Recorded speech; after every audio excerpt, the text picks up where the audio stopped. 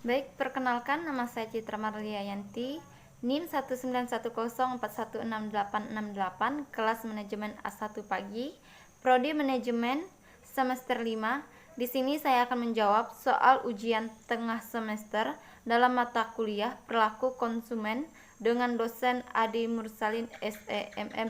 Hari atau tanggal pada hari Rabu tanggal 10 November 2021.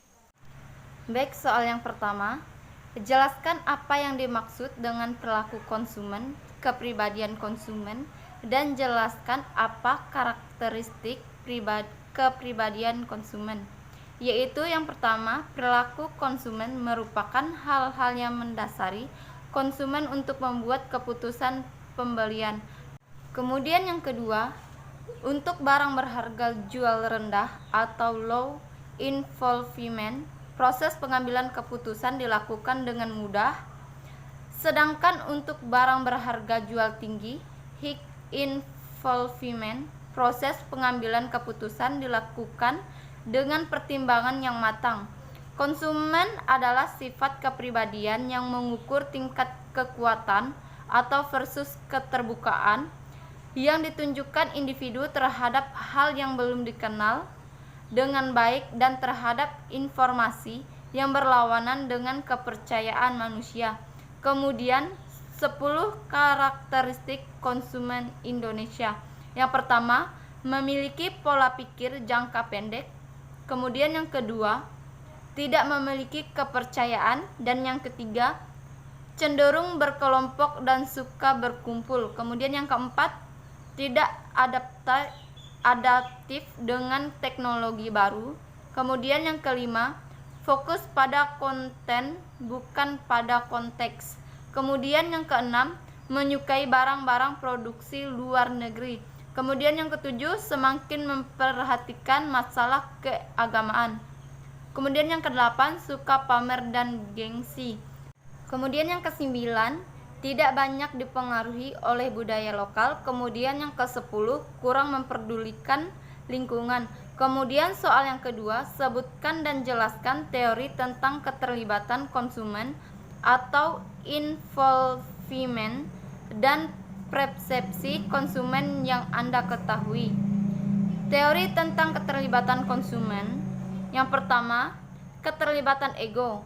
Keterlibatan tipe ini bertujuan untuk memuaskan ego suatu individu. Kemudian yang kedua, komitmen. Komitmen adalah salah satu bentuk penting dalam pembentukan keterlibatan pembelian pada kondisi suatu anggota keluarga sakit. Anggota keluarga lainnya berkomitmen untuk mengatur pengobatan untuk anggota member yang menderita, sama seperti pernikahan di mana memerlukan komitmen seluruh anggota keluarga. Kemudian yang ketiga, keterlibatan dalam komunikasi. Keterlibatan komunikasi menandakan berbagai informasi yang ada kepada orang lain maupun dalam keluarga dan organisasi. Satu anggota harus mengomunikasikan keputusannya dengan anggota lainnya. Kemudian yang keempat, pemberian informasi. Setelah konsumen mengetahui kebutuhannya, sebagian besar konsumen akan terlibat dalam proses pencarian produk yang berasal dari perolehan informasi eksternal. Pencarian suatu produk tergantung dengan tingkat kepentingan suatu produk dan pembelian tersebut. Kemudian persepsi konsumen adalah suatu proses membuat seseorang memilih, mengorganisasikan dan menginterpretasikan rangsangan-rangsangan yang diterima menjadi suatu gambaran yang berarti dan lengkap tentang dunianya. Kemudian yang ketiga, coba saudara jelaskan dengan contoh high involvement dan low involvement konsumen dalam membeli sebuah produk. Yaitu pada high involvement, konsumen akan memiliki motivasi yang lebih besar untuk memperhatikan, memahami, dan mengelaborasi informasi tentang pembelian. Sedangkan pada low involvement, konsumen mempunyai motivasi yang lebih rendah. Adapun contoh produk high involvement adalah pembelian rumah dan pembelian telepon cerdas. Sedangkan contoh produk low involvement adalah pembelian garam meja dan pembelian air minum dalam kemasan. Kemudian soal yang keempat, jelaskan melalui contoh bagaimana persepsi terhadap suatu produk mempengaruhi keputusan Anda membeli suatu produk, yaitu karena adanya sensasi atau daya tarik untuk membeli sesuatu produk.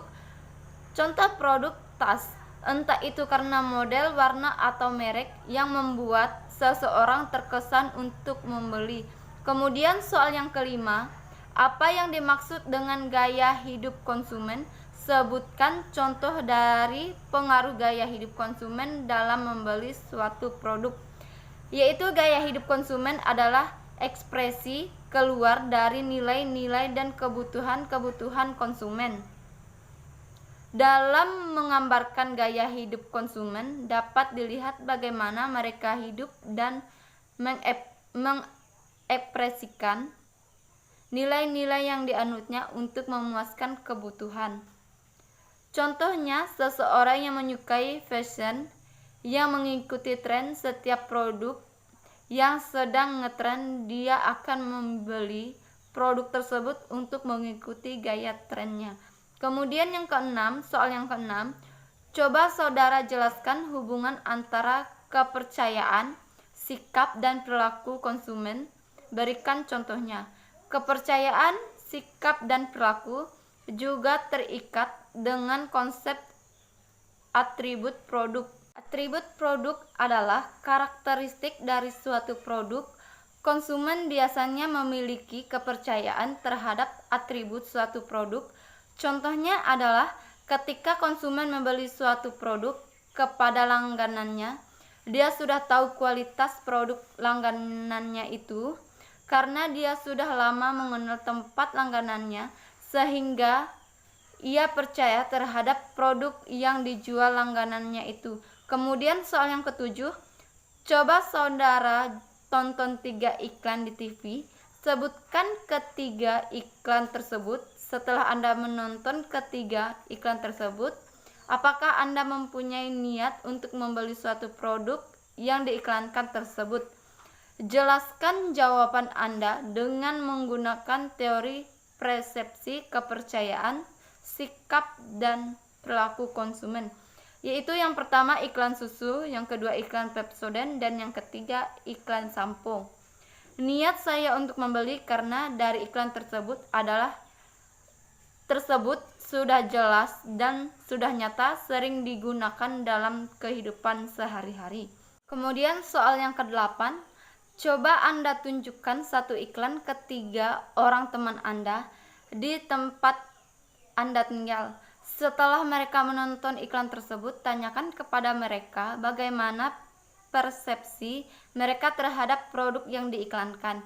Tanya mereka apakah mereka percaya terhadap produk yang diiklankan tersebut dan bagaimana sikap mereka terhadap produk yang diiklankan tersebut, dan apakah mereka mempunyai niat untuk membeli produk yang diiklankan tersebut, dan minta alasan mereka jika berminat untuk membeli atau jika tidak berminat untuk membeli.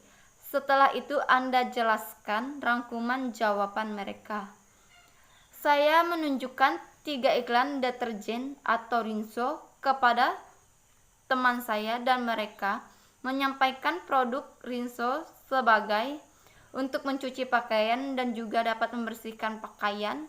Produk rinso sendiri mudah digunakan karena lembut saat mencuci dan tidak membuat tangan kasar setelah mencuci pakaian, dan minat untuk membeli karena produk tersebut sudah jelas dan dapat dipercaya karena sering digunakan pada saat mencuci pakaian dalam kehidupan sehari-hari.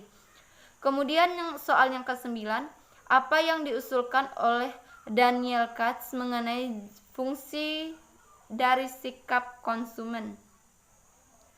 Daniel Katz dalam tahun 1960 dalam Sumarwan 2003 mengemukakan 4 fungsi dari sikap, yaitu fungsi utilitarian, fungsi mempertahankan ego, fungsi ekspresi nilai, dan fungsi pengetahuan. Kemudian soal yang ke-10, apa yang dimaksud dengan pengetahuan konsumen dan sebutkan jenis-jenis pengetahuan konsumen, yaitu jasa serta pengetahuan lainnya yang terkait dengan produk dan jasa tersebut dan informasi yang berhubungan dengan fungsinya sebagai konsumen. Kemudian jenis-jenis pengetahuan konsumen ada 3. Yang pertama pengetahuan produk, kemudian yang kedua pengetahuan pembelian, dan yang ketiga pengetahuan pemakaian. Kemudian soal yang ke-11, coba saudara sebutkan 5 barang yang ada di rumah Anda yang melibatkan high involvement dalam membelinya, dan jelaskan mengapa membeli barang tersebut dengan high involvement. Yang pertama TV, kedua kompor gas, ketiga mesin cuci, keempat kipas angin, dan yang kelima dispenser. Alasan saya membeli, karena saya membeli barang tersebut dengan high involvement karena saya mempertimbangkan, memperhatikan, dan mengidentifikasi barang yang dijual bagus atau tidak, barang yang akan dibeli terlebih dahulu. Kemudian soal yang ke-12, generasi Z adalah generasi yang lahir sekitar tahun 1997 hingga tahun 2000-an. Dilansir dari BBC, generasi Z adalah generasi yang masih muda dan tidak pernah mengenal kehidupan tanpa teknologi, sehingga terkadang disebut sebagai Igen. Generasi Z dinilai sebagai generasi yang ambisius, mahir tentang hal digital, percaya diri, mempertanyakan otoritas, banyak menggunakan bahasa gaul, lebih sering menghabiskan waktu sendiri, dan rasa ingin tahu yang sangat tinggi. Kemudian coba saudara jelaskan bagaimana perilaku generasi Z dalam membeli suatu produk, dan jika Anda sebagai pemasar, bagaimana Anda mengambil peluang dari generasi Z tersebut. Yaitu cara mengambil peluang dari generasi Z tersebut. Yang pertama, target pasar sebelum memulai menerapkan strategi pemasaran produk. Kemudian yang kedua, optimalkan strategi pemasaran dengan menggunakan sosial media. Kemudian yang ketiga, menawarkan produk secara gratis adalah salah satu contoh strategi pemasaran yang efektif. Kemudian yang keempat, memilih tempat strategis adalah salah satu cara memasarkan produk yang tepat. Kemudian yang kelima, memberi insentif untuk rekomendasi. Kemudian yang keenam, menjalin hubungan baik dengan konsumen. Kemudian yang ketujuh, memanfaatkan teknik pemasaran mulut ke mulut. Kemudian soal yang ke-13, nilai mengarahkan seseorang untuk berperilaku yang sesuai dengan budayanya. Nilai akan mempengaruhi sikap seseorang, yang kemudian sikap akan mempengaruhi perilaku seseorang. Sebutkan contoh dari nilai yang mengalami perubahan dan perubahan dalam konsumsinya. Yaitu contoh, konsumen akan cenderung menyampingkan ego dan hedonisme mereka. Produk-produk kebutuhan sanitasi seperti tisu, sabun, atau pencuci barang akan menjadi barang yang mulai disasar oleh konsumen baik saat atau pasca krisis. Kemudian soal yang ke-14, sebutkan tugas-tugas yang sudah Anda kerjakan sebelum UTS perilaku konsumen, yaitu membuat ringkasan dan kemudian membuat video record ringkasan tersebut.